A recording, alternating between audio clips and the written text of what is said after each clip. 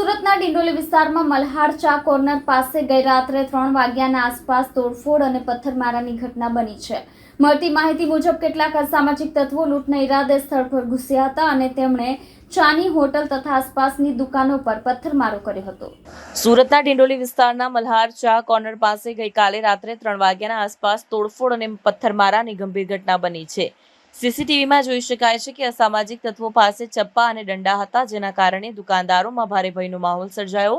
ઘટનાની આખી ઘટના હોટલના સીસીટીવી કેમેરામાં કેદ થઈ છે, જેનો વિડીયો પણ હાલમાં સોશિયલ મીડિયા પર વાયરલ થઈ રહ્યો છે। પોલીસે આ મુદ્દે ગુનો નોંધીને તપાસ શરૂ કરી છે। સીસીટીવી ફૂટેજના આધારે આરોપીઓને ઓળખવાની કાર્યવાહી હાથ ધરાઈ છે। પોલીસના જણાવ્યા મુજબ આરોપીઓ ઝડપથી ઝડપાશે અને તેમની સામે કાયદેસરની કાર્યવાહી કરવામાં આવશે। સ્થાનિક લોકોએ રાત્રિના સમયમાં સુરક્ષા વધારવા અને પેટ્રોલિંગ વધારવાની માંગ કરી છે। આવા ઘટનાઓના કારણે વિસ્તારમાં અસુરક્ષાનો માહોલ સર્જાયો છે અને વેપારીઓમાં પણ ભયનો માહોલ છે।